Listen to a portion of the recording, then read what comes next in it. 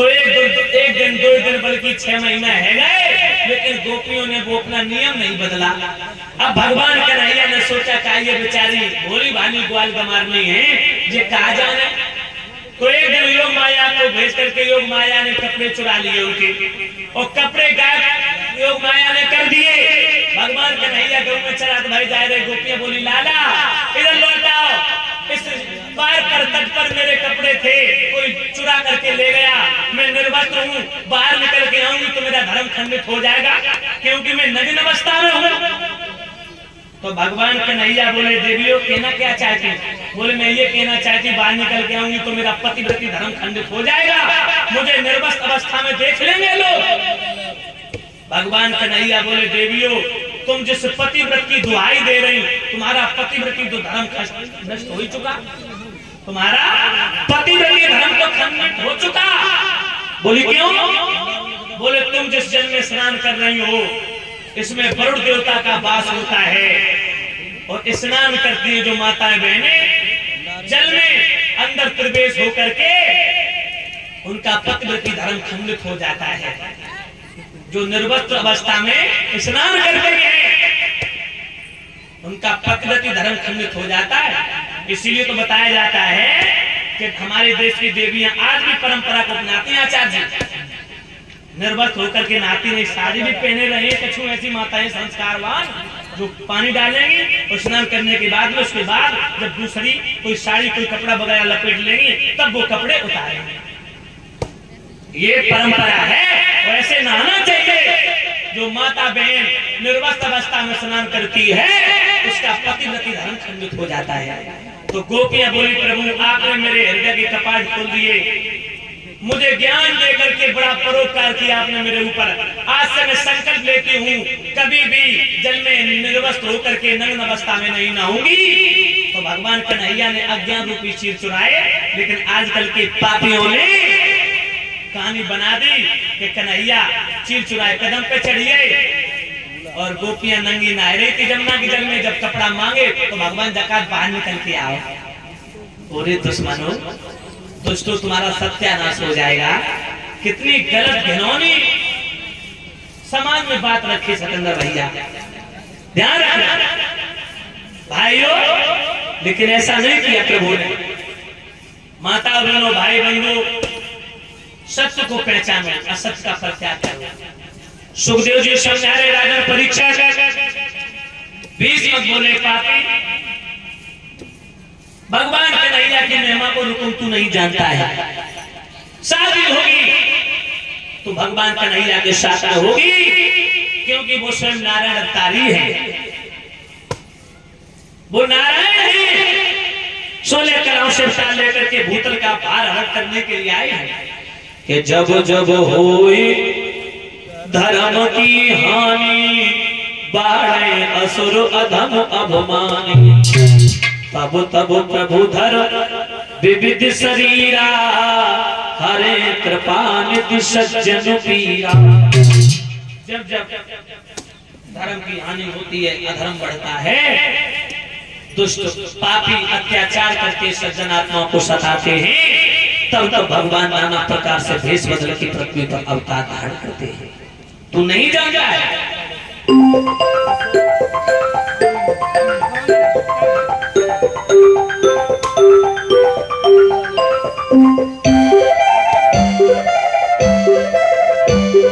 तू जानता नहीं है भगवान की महिमा को। शादी होगी तो भगवान कन्हैया के साथ होगी, रुको के लगा नहीं होगी पिताजी। अगर कृष्ण को तुमने बुलाया खून की नदियां बह जाएंगी, लाशों के पांव लग जाएंगे, जाने कितनी माताओं के सिर उधर जाएंगे, जाने कितने बच्चे अनाथ हो जाएंगे, जाने कितने शूरवीर बेमौत मारे जाएंगे।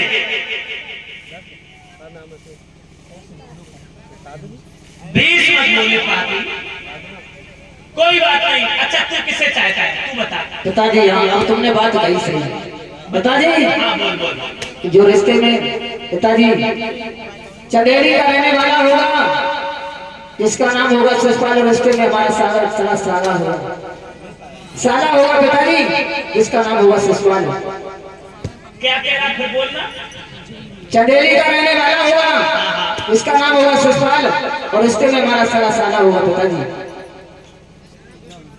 तू अपने साले का नाम ले रहा? हाँ पिताजी।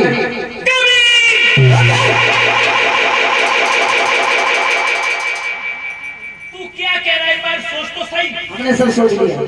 तू अपनी बहन साले को देगा तो कौन सी गलत काम कर रही है? चुल्लू भर पानी में डूब के मर जा, मुंह मत दिखाना मुझे।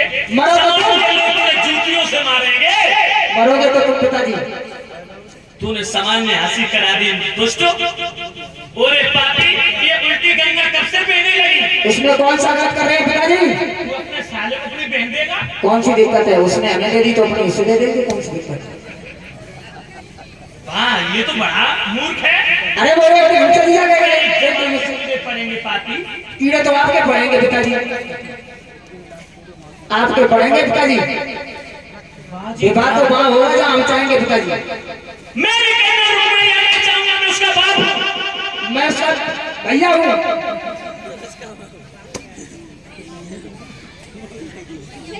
बाजी बात देखो समाज के लोग, कहीं तू मजाक तो नहीं कर रहा? मजाक बिल्कुल नहीं कर रहा हूँ पिताजी, होश में रखो, होश में बोलो। हाँ ओरे पापी रुको, मेरी बात मान ले। मेरे भगवान कन्हैया के बीच में, रुक्मिणी के बीच में दीवार बन के मत खड़ा हो, तेरा विनाश हो जाएगा। समाज के लोग टूटेंगे, समाज के लोग उपहास करेंगे। ये उल्टी गंगा कब से बहने लगी? मेरे लाल, मेरे 2-4 लड़कियां नहीं हैं, एक कन्या है।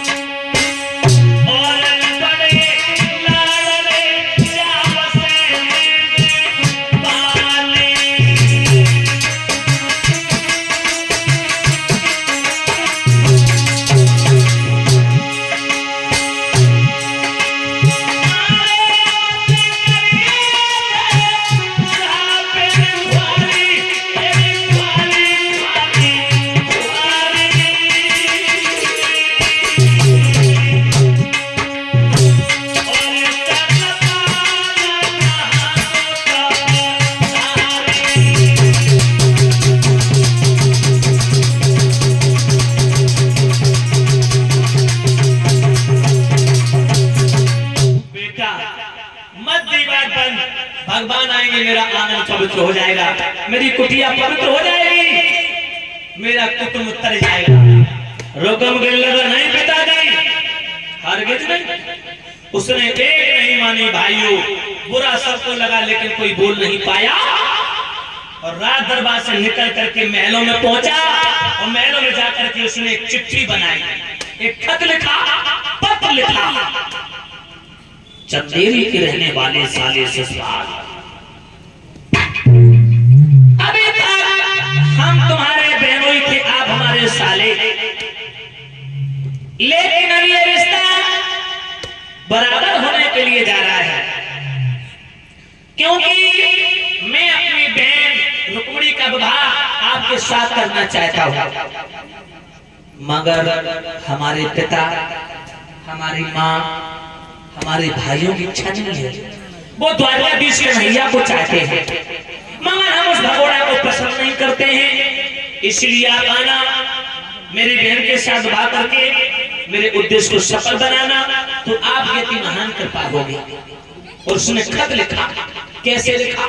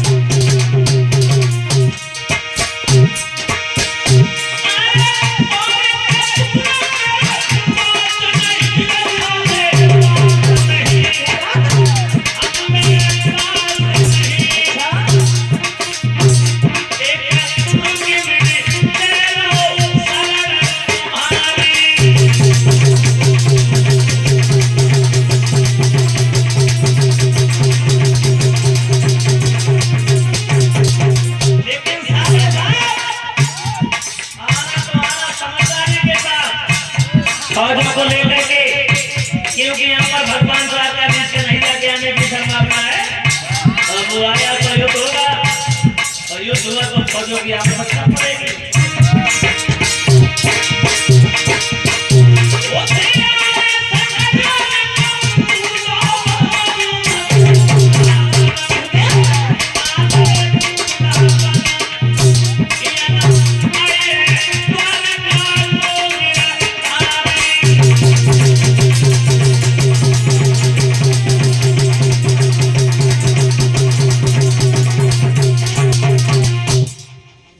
लिख दिया आना तो आना लड़ाकू जवानों को लेकर के, क्योंकि यहाँ पर कन्हैया के आने की संभावना है। असरकनियों गिरमियों का ढेर लगा दिया। नाई ब्राह्मणों के द्वारा चिट्ठी भेज दी गई। जब चिट्ठी भेज दी गई, नाई ब्राह्मण पहुंचे हैं चंदेरी। जैसे ससुराल ने देखा, आइए कहां से आए? महाराज कुंदनपुर से आए। कुंदनपुर में तो हमारे बहनोई रुकम रहते हैं, उन्हीं ने भेजा है। क्यों भेजा? इसलिए भेजा, उनकी बहन है ना। हाँ हाँ, रुक्मणी जानते हैं, वो अपनी बहन रुक्मणी का विवाह आपके साथ करना चाहते हैं। महाराज ससुराल आपकी क्या राय है? बोले हमारे बहनोई अपनी बहन रुक्मणी का विवाह हमारे साथ करना चाहते हैं। बाजी वाह, भगवान हमारे कैसे बहनोई सब काऊ के हों, तैयार हैं, सब तरह से तैयार हैं। पंडित जी हम खूब तैयार हैं। रुक्मणी तो बहुत सुंदर है। जो नीचे चिट्ठी पढ़ी, हेडिंग पे ध्यान पहुंचो, द्वारकाधीश कन्हैया के आने की संभावना। हाथ से चिट्ठी छूट के गिर गई। बोले यही गड़बड़ हो गया। उसने देव खान का ध्यान किया। बोले 15 दिन बाकी है। शिष्यपाल कहने लगा हम 15 दिन पहले से कुंदनपुर को घेर लेंगे। द्वारकाधीश कन्हैया के फरिश्ते भी नहीं आ सकते। तत्काल वहां से भागा, आंगन में पहुंचा। माताओ और एक मोह बोली भाभी रहे, मोहल्ला की भाभी, भाभी के पास में पहुंचो। कहने लगो भाभी भाभी भाभी हमें दूल्हा बनाओ। दूल्हा कहने लगी कहां जा रहे लगा देवर? न चिट्ठी न लगो न पाती, और दूल्हा बन के कहां जाओगे? कहने लगा भाभी तुम्हें नहीं मालूम, हमारे बहनोई रुकम ने अपनी बहन रुक्मणी का विवाह हमारे साथ में तय किया। अच्छा? भाभी कहने लगी न कटा तो सत्यानाश है जावे। ये उल्टी गंगा कब से बहने लगी? तू अपने बहन की नंद के साथ शादी करेगो? बेटा ये किसने तुम्हें अकल बता दी? ये तो महापाप है। वो तो तुम्हारे लिए देवी है, क्योंकि वो तुम्हारी बहन की नंद है। ससुराल के लगा ऐसी बहनें देखी जाएं, ऐसी देवियां देखी जाएं तो शादियां बंद हो जाएंगी। माता बहनों भाई बंधु, सुखदेव जी ने कहा राजन, उसने कहा भाभी तुम दूल्हा बना रही या नहीं? बोली ठीक है बेटा। कहने लगी ज्यादा जब समझाओ तो सब बकन लगे सेकंड हैंड को पड़ी को है, कीड़ा काटना हुआ है। हाँ, और काम ही पुरुष होता है वो किसी की मानता नहीं, कीड़ा काटत है। हाँ, तब तक नहीं माने जब तक चांद पे जूता नहीं बजे तब तक। हाँ, ध्यान रखना भाई को काम ही पुरुष था शिष्यपाल, उसने ऊंच नीच नहीं सोचा। मतो नहीं बेचारों के जो उल्टी गंगा कब से बहने लगी, हम काम गलत कर रहे हैं। 4-10 लड़कियों को बुला करके लेके आई है भाभी, और माता बनोगा नकदा को दूल्हा बनाने लगी, ढोलक बजाने लगे, गीत होने लगे। लेकिन दूल्हा बनाते समय बहुत बुरे बुरे असगुन हुए। असगुन कैसे? असगुन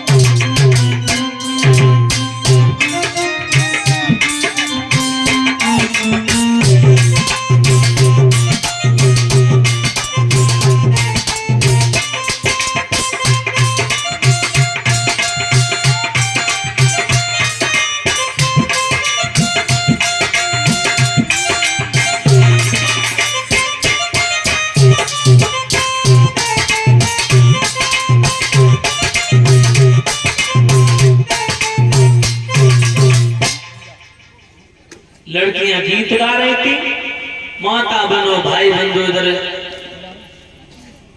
शिषपाल ने जैसे शीश पे सैरो रखो और सैरो रखते ही रखते छींक हो गई, पट्टा पे पैर रखा, पट्टा से पैर फिसल गया, शिषपाल जमीन पर गिर पड़ा, मूर्छा आ गई माता, वो मूर्छा बंधक कटा को माता बनो भाई बंधु मूर्छा आ गई और पापी जमीन पे गिरो, सोई बेहोश है गौ। अब लड़कियां कहने लगी बहना दूल्हा के तो पैर पटई पे टूटन लगे तो दुल्हनिया के सहलाए वो।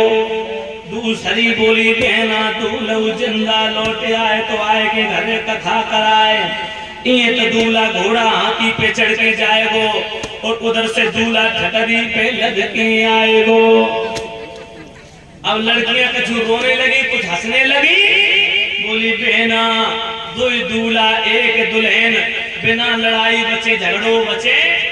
जो शादी हुई है ना सकत है, जो ना झगड़ो हो ना लड़ाई हो, बिना लड़ाई झगड़ा के ये शादी हो नहीं सकती। लड़कियां हंसने लगी, रोने लगी, शिषपाल की मूर्छा जागृत हुई, कहने लगा है क्यों हंस रही हो? सूरवीर तो गिरते उठते रहते, हंसने क्या बात?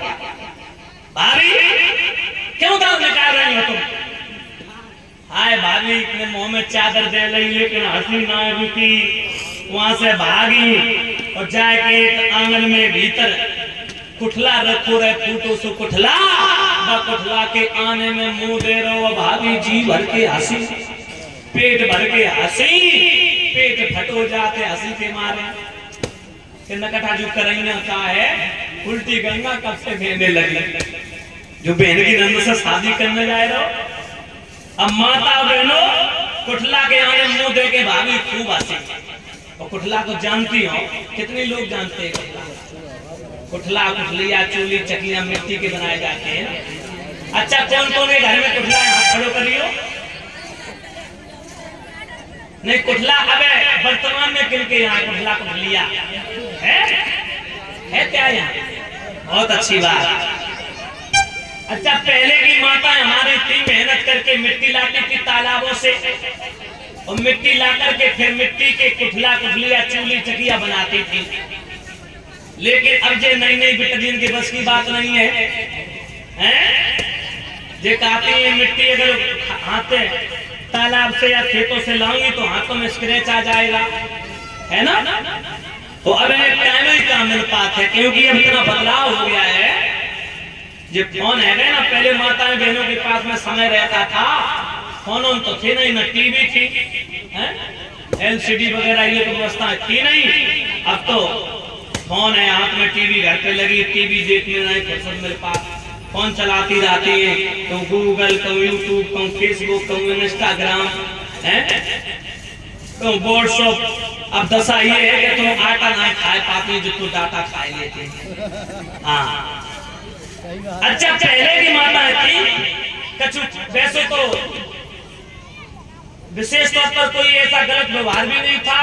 आजकल तो बेस्ट फ्रेंड है, पढ़वे जाती है तो सब स्कूल की फ्रेंड बनाए ले गए, लेकिन पहले का बस अपने घर से मतलब था, भोजन बनाना, घर की गृहस्थी को संभालना और फुर्सत टाइम में मिट्टी के बर्तनों को बनाना।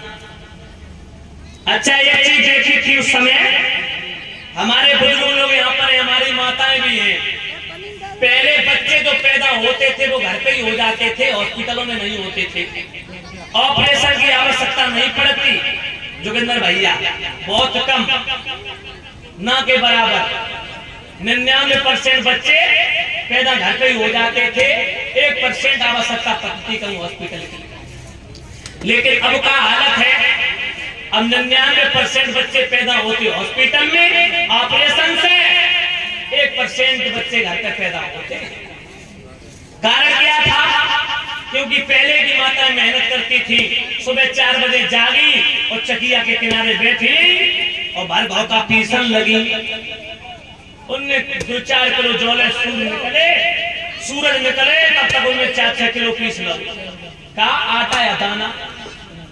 लेकिन अब कहते हैं घर घर चकिया दूध, फिर ट्रैक्टर वाले चल के आ जाते, बोले तो साहब अब तो मशीन आते है ना, सीधी लगाई बोर्ड से और करंट के द्वारा बटन दबाई, बस चालू जी चाहो तो पीस लो।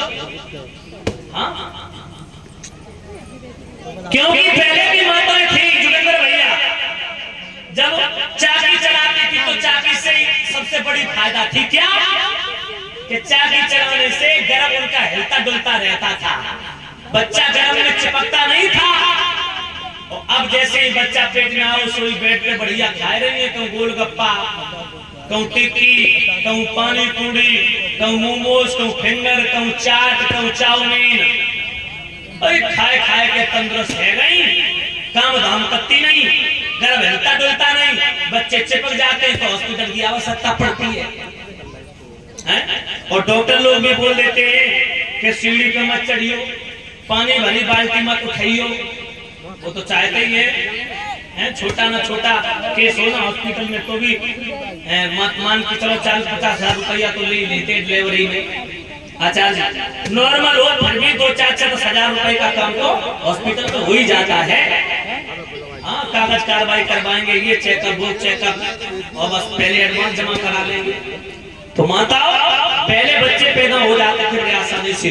और मैं एक सजेशन दूंगा अपनी बहनों को, सच्चाई तो ये जरूरी नहीं कि तुम 5 किलो पीसो या 10 किलो आटा पीसो, नहीं, रीति चकिया सुबह चलाना चाहिए गर्भवती माताओं को, इससे बहुत बड़ी फायदा होगी आपके जीवन में। रीति चाकी सवेरे 10-5 मिनट चलाए दो, उससे भी फायदा। ध्यान रखना ये पुरानी जो चीजें थी ये फायदेमंद थी, इनसे नुकसान नहीं था कोई। हाँ माताओं भाभी निकल के आई, बोली देवर ससुराल के अलावा भाभी कोई कमी तो नहीं है? बोले एक कमी है। क्या? बोले काजल नहीं दे पाया, जो काजल दिया है भाभी ने तो काजल देते समय माता बनो भाई बंधु एक असूल देखा, शिषपाल का लग भाभी इतना सुंदर सजाओ, कितना अच्छो बनाओ, क्योंकि वह द्वारकाधीश कन्हैया आएगा तो कन्हैया से मैं अच्छो लगू। भाभी कहने लगी लाला कन्हैया आएगा, कन्हैया अगर आएंगे तो मत जाओ, क्योंकि एक मिनट में 2 तलवारें कैसे जा सकती हैं लाला, एक दुल्हन 2 दूल्हा बिना लड़ाई बिना झगड़े हो जा शादी संपन्न ना होगी लाला, इसीलिए शादी करने मत जाओ, इसमें झगड़ा होगा।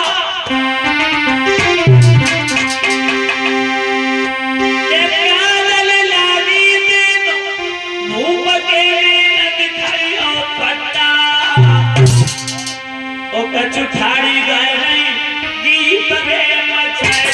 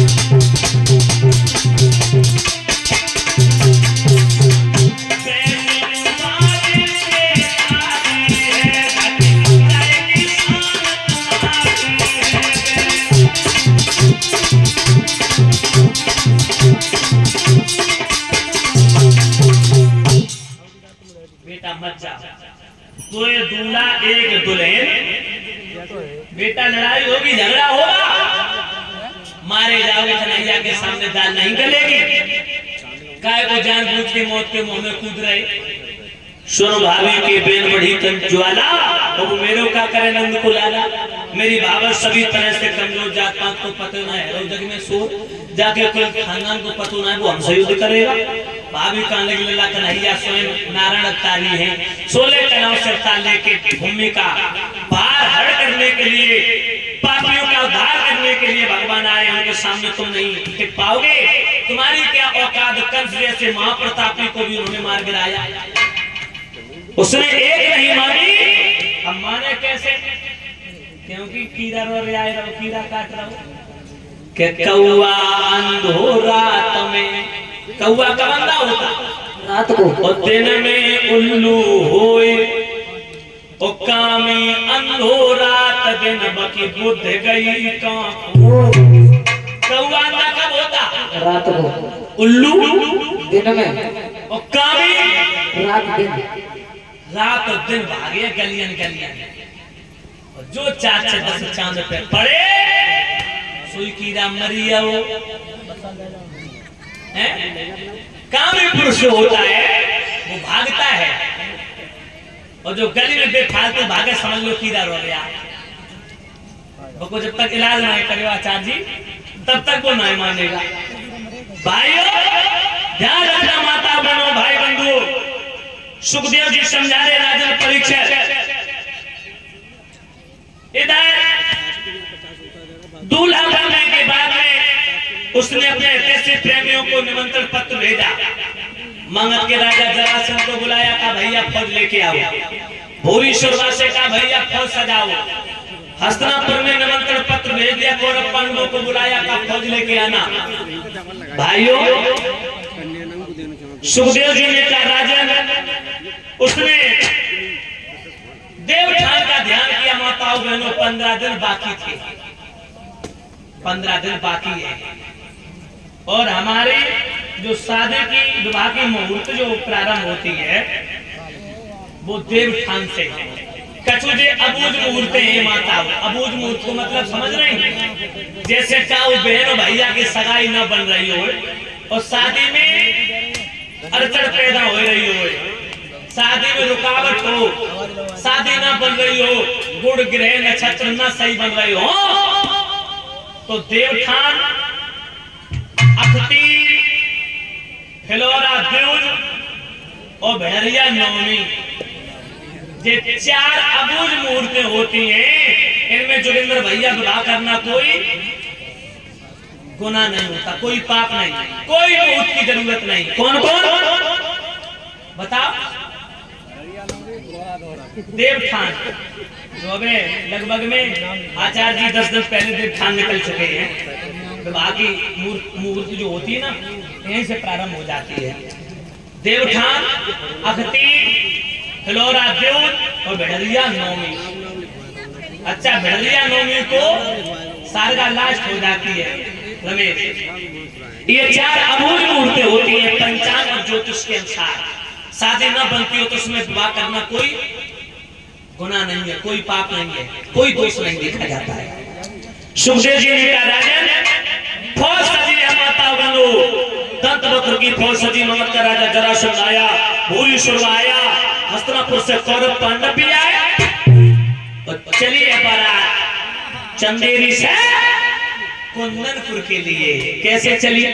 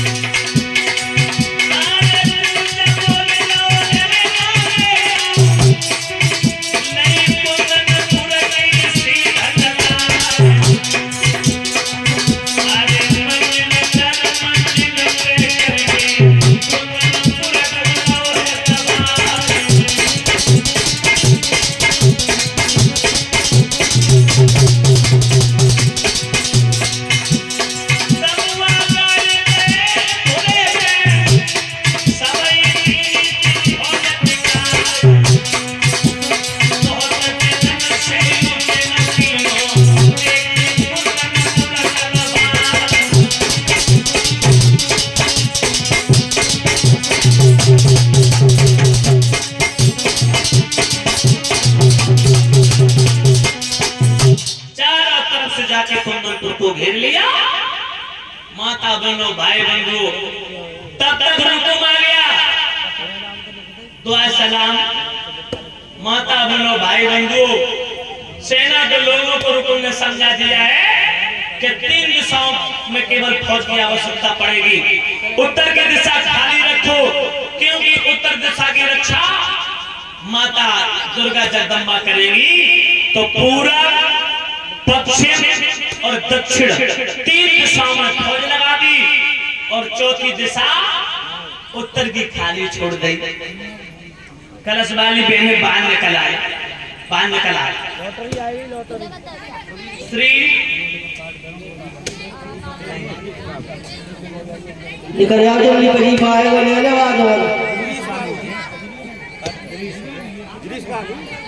जल्दी आ जाओ, लेट हो जाए। गिरीश बाबू माथुर जो भ्राताश्री हमारे इसी ग्राम मिलावली के निवासी हैं, 51 मुद्राएं देकर के व्यासपीठ को सम्मानित कर रहे हैं और समस्त हमारी कलशवाली बहनों को सम्मानित कर रहे हैं। 11 मुद्राएं देकर के भगवान कन्हैया और समस्त व्यास मंडल को सुख और शांति प्रदान करते रहे। अपनों को वजीफा लेके बैठ जाए शांति से। भाइयों ध्यान रखना, माताओं कुंदनपुर को 3 दिशाओं से माताओं ने घेर लिया। इधर माता रुक्मिणी को पता चला कि मेरे भैया का साला आ गया। बिलखने लगी, रोने लगी कि नहीं क्या होगा, ये क्या होगा श्याम, भैया का साला आ गया, कहां जाऊंगी मैं। मेरे बीच में दीवार बन के खड़ा हो गया मेरा भैया, उसने मेरे पिता की मेरी माँ की मेरी नहीं मानी। और श्याम उसने अपने साले को बुला लिया, साले के साथ नहीं जाऊंगी, मरना स्वीकार है। माता बहनों रुक्मिणी बिलख रही है, रो रही है, कहने लगी श्याम उल्टी गंगा कब से बहने लगी। सुखदेव जी समझा रहे राजा परीक्षा, रुक्मिणी बिलख रही थी, रो रही थी और रोते ही रोते माता रुक्मिणी सो जाती हैं। भगवान कन्हैया रुक्मिणी को आकर के सपने में समझाए कि बोले देवी तुम चिंता क्यों कर रही हो। आइए बड़े भाव से सभी भक्त भगवान का प्यारा सा कीर्तन बोलेंगे। आज ज्यादा चेहरे हैं? अच्छा ताश में तो जू का मतलब है चेम ऐसे का मतलब रोज साधना को लास्ट दिन को। अच्छा फिर बात नहीं करते, ऐसे करियो आज कथा हम जल्दी कर दिए, 1 घंटा पेट भर के बतराए लिए मैं आपको से। लेकिन अब शांति रखो, ताली बजाते हो सभी भक्त बोलेंगे बड़े भाव से।